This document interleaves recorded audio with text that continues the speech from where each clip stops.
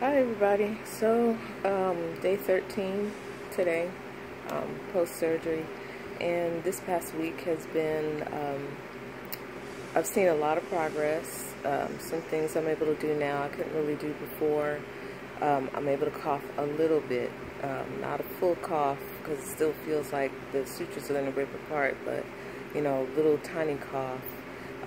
I've been able to stretch, which I actually could not stretch for months before the surgery even, because it would elicit cramping, which I didn't find out until afterwards that had to do with my kidneys.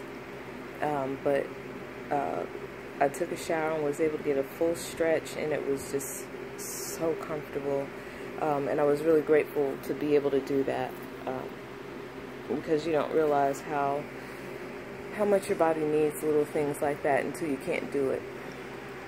I did try to go out and really walk yesterday, and I wouldn't say it was a mistake, but it's definitely one thing I'm glad I did accompany, because my husband ended up having to throw me in a cart and wheel me back to the car. Absolutely froze in the little grocery store we were in. I just couldn't take another step because it seemed like each step I felt more and more pain, and then my blood sugar bottomed out at the same time. So it turned out to be okay because I had somebody with me, but if I was by myself, that would have been an emergency. So reminded by my sons, I have to slow down and not try to push things. It's only been 13 days since the surgery, and these things will come with time. And today my body is really making me pay for it. I can't even really get around the house without having the same pain that I experienced at the grocery store. I'm still trying to wean off the pain medication, but two things happened. One was that the prescription I got that was a stronger dosage, I was unable to get a refill on it, just due to everybody's timing, the fact that I can't get to the pharmacy myself, the fact that I'm dependent on everybody else, and it's one of those medications where you have to pick up the prescription from the physician and then take it to the pharmacy. And coordinating everybody's days off is too difficult for that. So I agreed to take a step down and take a pain medication that she could call in. The challenges with that have been that particular medication seems to have possibly a little bit more Tylenol. So as a result, my blood sugars have shot up to 250, almost 300. One thing that I've learned to do excuse me, with my pump to kind of counteract that is to set myself a temp rate. When I take a pill, and this is just for me and what works for me, anyone else would have to really speak with your doctor and kind of make sure, but what I've done is I've been able to set a temp rate for 112% of my normal rate and just run that over the time of the pill. So I can take one pill every 4 hours. I just run it at 112% for 4 hours.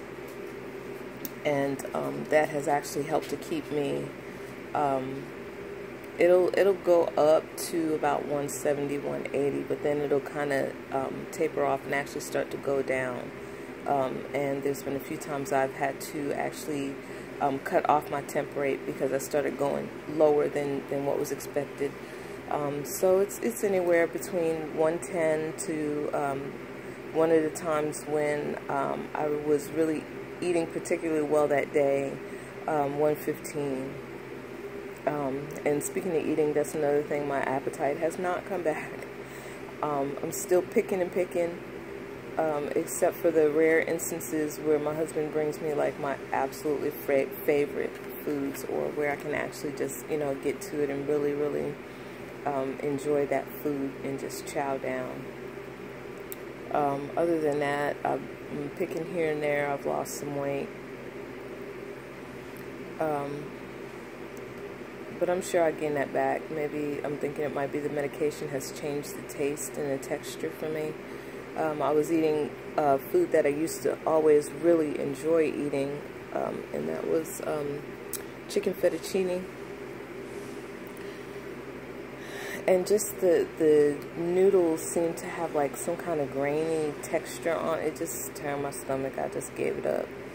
So I barely took a couple of bites and wasn't going to finish it. So my son said, let me see that. And he tasted it and he was like, oh no, that's got to be your medication. He said, because this is delicious.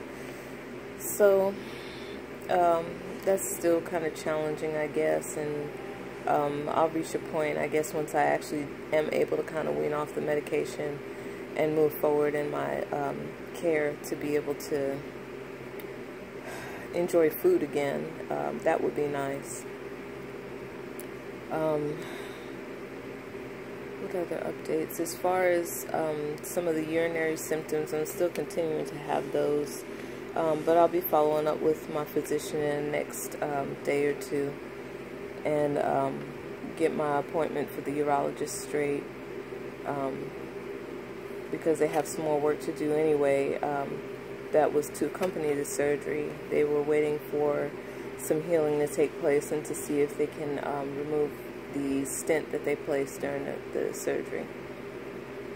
So we'll see what happens with that. The back pain has returned, and I actually have it now, whereas before it was back pain and shooting down the right leg. Now it's back pain and shooting down both legs. So when I follow up with my physician, I'll kind of let her do her thing and see what she thinks, and let them run whatever tests. I think maybe it's just an adjustment, you know. Maybe it's just one of those things where maybe the pressure was on the kidney for so long that once it's released, maybe now both will give me a little bit of problems temporarily, but that'll stop.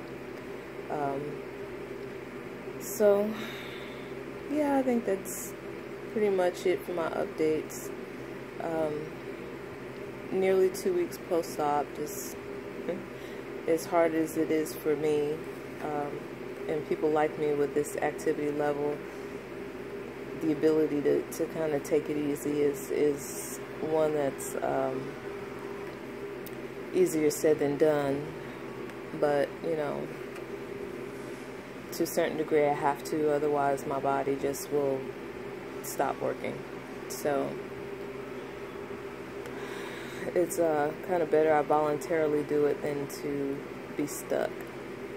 So that's all I'm doing today, and then I'll see what tomorrow brings. Maybe tomorrow's better, and the day after that I have my doctor's appointment, so I'll be getting out anyway.